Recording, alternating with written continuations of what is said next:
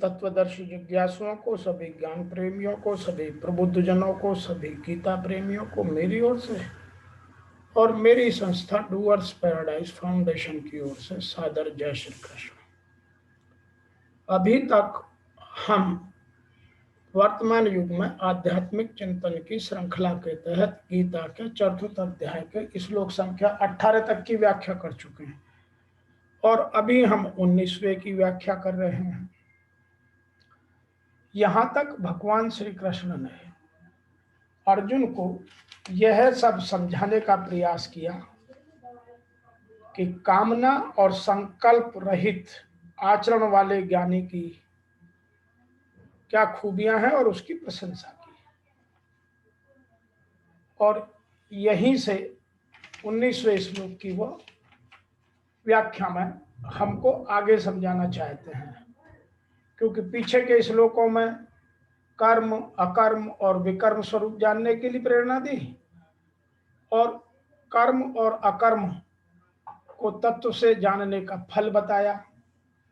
और यहाँ अब हमें वह समझाने का प्रयास कर रहे हैं कि कामना और संकल्प रहित आचरण वाले बन जाने से क्या विशेष फायदा है, जिसको ऋषि वेद व्यास जी ने कुछ इस तरह से लिखा है। यस्य सर्वे समारंभा काम संकल्प वर्जिता ज्ञानाग्निदिग्न कर्माणम तम आहु पंडितम बुधा। अर्थात जिसके सभी कर्मों के आरंभ बिना कामना और संकल्प के होते हैं और जिनके सभी कर्म ज्ञान रूपी अग्नि द्वारा जल चुके होते हैं या जल चुके हैं, उसको ज्ञानी लोग पंडित कहते हैं। One who start all his actions without desire and purpose, who has burned all his actions by the fire of wisdom. Even the knowers of the truth call him or her wise. अब यहाँ हमें जानने के लिए दो तीन बातें बहुत जरूरी हैं। यहाँ लिखा है यश सर्वे समारंभ कर्म संकल्प वर्जिता। जहां दोनों पदों का अर्थ प्रधान होता है, यहाँ द्वंद्वमास होता है। यहाँ संकल्प और काम दोनों शब्दों को अपने अपने अर्थों में प्रधान है, यह व्याख्या की गई है। अतः यहाँ संकल्प पयाश्य कामाश्य ऐसा द्वंद्वमास होने से संकल्प कामा ऐसा रूप बना। अतः यहाँ उन्होंने विषयों का बार बार चिंतन होने से, उनकी बार बार याद आने से उन विषयों में ये विषय अच्छे हैं, काम में आने वाले हैं, जीवन में उपयोगी हैं, सुख देने वाले हैं, ऐसी सम्य बुद्धि का होना संकल्प है। और ये विषय पदार्थ हमारे लिए अच्छे नहीं है, हानिकारक है, ऐसी बुद्धि का होना विकल्प है। ऐसे संकल्प और विकल्प बुद्धि में होते रहते हैं। जब विकल्प मिटकर केवल संकल्प रह जाता है, तब ये विषय पदार्थ हमें मिलने चाहिए, ये हमारे होने चाहिए, इस तरह अंतःकरण में उनको प्राप्त करने की जो इच्छा पैदा होती है, उसका नाम ही कामना है।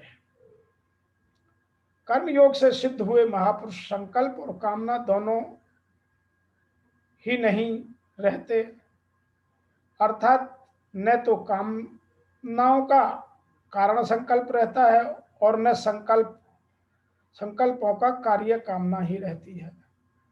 अतः उसके द्वारा जो भी कर्म होते हैं वे सब संकल्प और कामना से रहित होते हैं। संकल्प और कामना से या संकल्प और कामना ये दोनों कर्म के बीज हैं।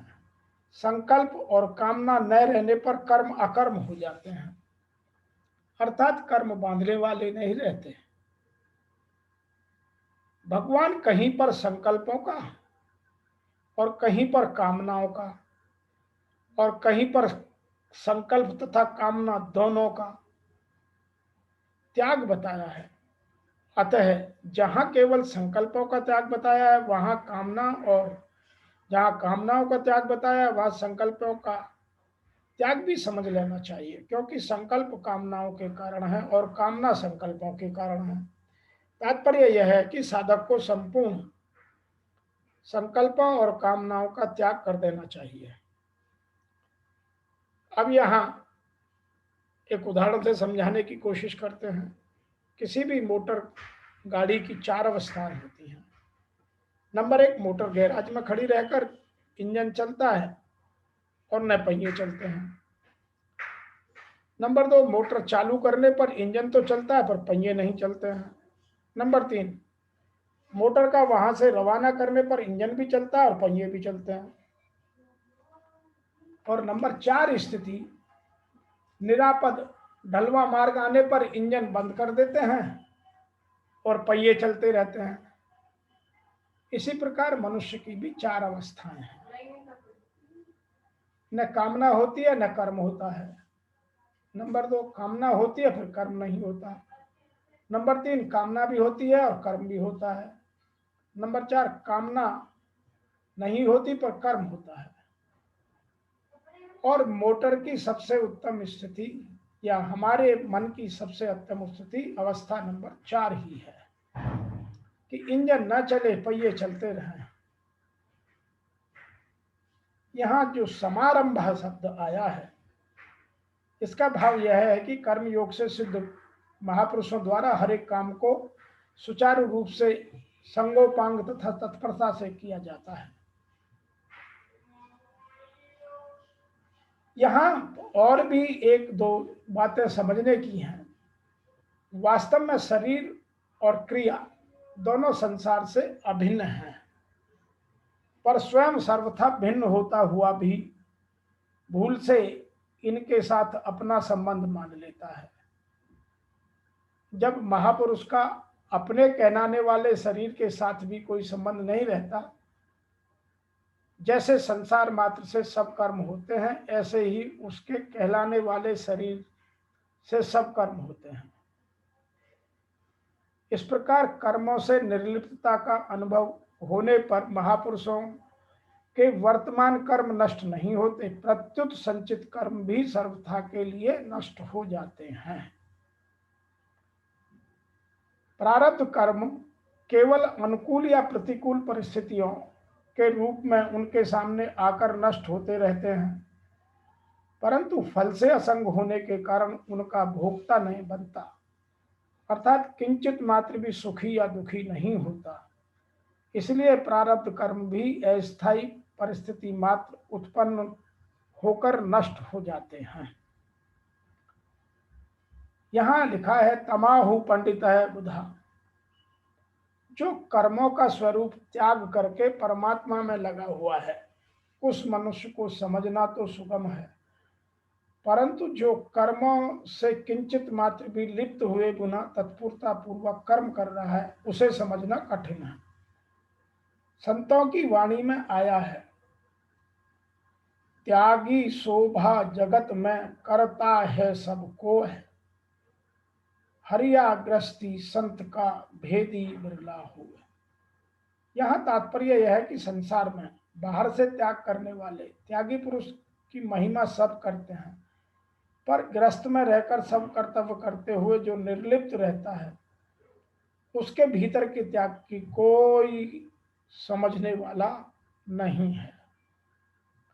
जैसे कमल का पत्ता जल में ही उत्पन्न होकर और जल में रहते हुए जल से लिप्त नहीं होता, ऐसे ही योगी कर्म योनि मनुष्य योनि में ही उत्पन्न होकर कर्म में जगत में रहकर कर्म करते हुए कर्मों में लिप्त नहीं होते।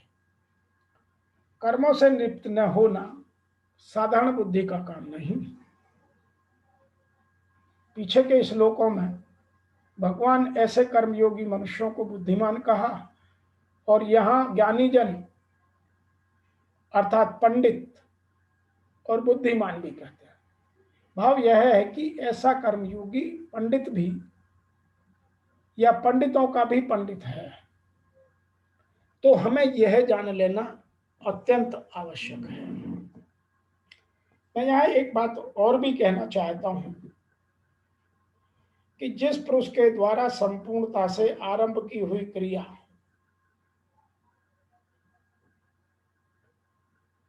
जिसके मन में लेश मात्र भी त्रुटि नहीं है, वह काम संकल्प वर्जिता क्रम से उत्थान होते हुए इतनी सूक्ष्म हो गई है कि वासना और मन के संकल्प से ऊपर उठ गई है। कामना और संकल्पों का निरोध होना मन की विजातीय अवस्था है। अतः कर्म कोई ऐसी वस्तु है जो मन को कामना और संकल्प से ऊपर उठा देती है। उस समय ज्ञानादधिक कर्माणात् अंतिम संकल्प के भी समन के साथ, जिसे हम नहीं जानते, जिसे जानने के लिए हम इच्छुक थे और परमात्मा की प्रत्यक्ष जानकारी हो जाती है, क्रियात्मक पथ पर चलकर परमात्मा की प्रत्यक्ष जानकारी के नाम को ही ज्ञान है, ऐसा कहा जाता है। उस ज्ञान के साथ ही दग्ध कर्माणा अर्थात कर्म सदा के लिए दग्ध हो जाते हैं। जिसे पाना था पा लिया, आगे की सत्ता नहीं जिसकी सौंध करे। इसलिए कर्म करके ढूंढे भी तो किसे ढूंढे, उस जानकारी के साथ कर्म की आवश्यकता समाप्त हो जाती है। ऐसी स्थिति वालों को बोध स्वरूप महापुरुषों ने पंडित कहकर संबोधित किया है। और वर्तमान में हम पंडित किसे कहते हैं? जो दिखावा करता है, ब्राह्मण कुल में पैदा होकर यह जताता है कि मैं उच्च कुलीन हूं, जबकि गीता कुछ और कहती है। तो वर्तमान युग में हमें बहुत सारी चीजों को, बहुत सारी बातों को, बहुत सारी परंपराओं को समझने की आवश्यकता है और उनसे हमें कामना और संकल्प दोनों से दूर रहने की आवश्यकता है। आज के इस 19वें श्लोक की व्याख्या में, जिसके सभी कर्मों के आरंभ बिना कामना और संकल्प के होते हैं और जिसके कर्म ज्ञान रूपी अग्नि द्वारा जल में जल चुके हैं, उसी ज्ञानी को पंडित कहते हैं। यह जानना आवश्यक है। तो क्या 3 बात होनी है? नंबर 1, किसी भी कर्म का आरंभ बिना किसी कामना के, बिना किसी आसक्ति के, बिना किसी ममता के, बिना किसी अपने स्वयं के हित के, और जिसके कर्म ज्ञान रूपी अग्नि में, जो पुराने कर्म भी हैं, जो प्रारब्ध हैं या संचित कर्मों के फल हैं, वो भी यदि कर्म ज्ञान रूपी अग्नि में जल के भस्म हो गए हैं, जिनकी भी इच्छा समाप्त हो गई है, वह पंडित है। अतः आज के श्लोक में इतना ही। फिर आपसे शीघ्र मिलते हैं। तब तक के लिए आपको मेरी ओर से और मेरी संस्था की ओर से ओम नमो भगवते वासुदेवाय।